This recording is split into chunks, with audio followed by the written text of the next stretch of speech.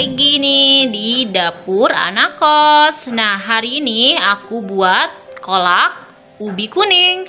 Untuk kalian yang penasaran, bisa langsung aja tonton videonya sampai selesai.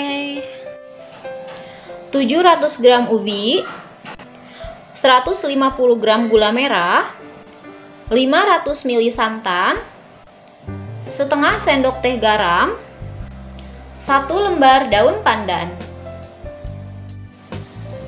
Oke teman-teman, di sini aku udah siapkan air dan ini airnya udah mendidih. Langsung aja, sekarang aku mau masukin ubi. Langkah selanjutnya masukkan daun pandan. Nah, sekarang ini mau aku rebus dulu sampai ubinya matang.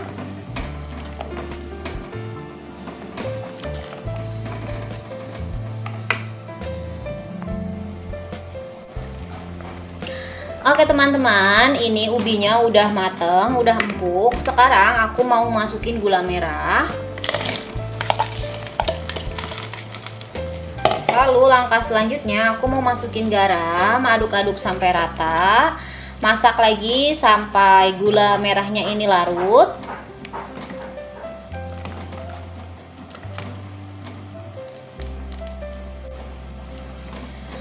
Dan ini gula merahnya udah larut. Sekarang aku mau masukin santan sambil diaduk.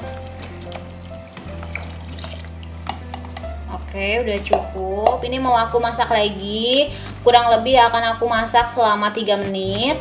Karena ini semuanya udah mateng, ubinya juga udah empuk ya.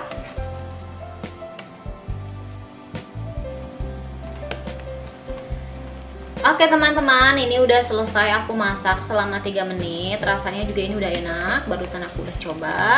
Sekarang ini mau aku matiin aja langsung apinya. Lalu mau aku angkat dan simpan di mangkuk ya.